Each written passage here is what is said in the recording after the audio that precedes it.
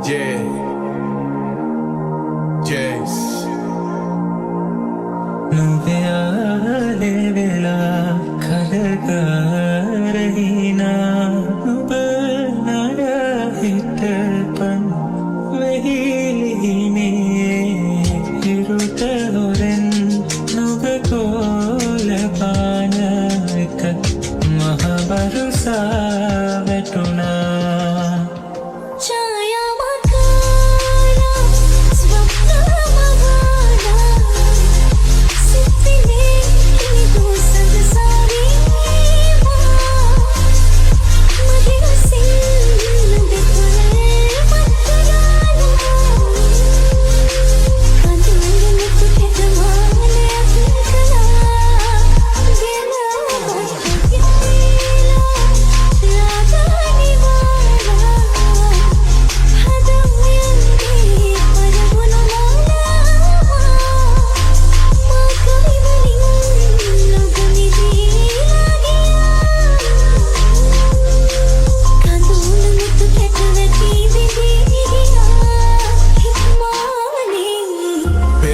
මගේ පැලෙ පැයු සඳ නුඹ ඇඳුවද අද හොරෙන් මට පිළිකන්නේ පැදුරේ වැටිලා හඳ එළියේ දිලිසෙ නුඹේ වාවනු බැරි කඳුලට බලන් උන සිප ගන්න මගේ දරු පැටියා ඇය නුඹ වගේ වෙන්න ඇති හුරතල් කිරි සුවඳ මොන වගේද මග ඇරිලා පියෙක් වෙන එක අරුමයක් වගේ දැනුණා මම ආවේ නුඹ එක ඉන්න බලන් හැමදාම නුඹ යනවද දැන් හැමදෙම අතෑර ඇය ගියේ තුමා බල එන්න මතුවට නුඹ දරගන් දැනෙනා සංකප්ප රස මස පුරා වැදු කුසේ බාරේ දැනුණද බුදුන් දුටු මග නුඹට යන්න හිතුණද දවසක ඇවිත් මට තේරුම් කරන් සඳ මාව දමා යන්න හිත හදාගත්තේ කොහොමද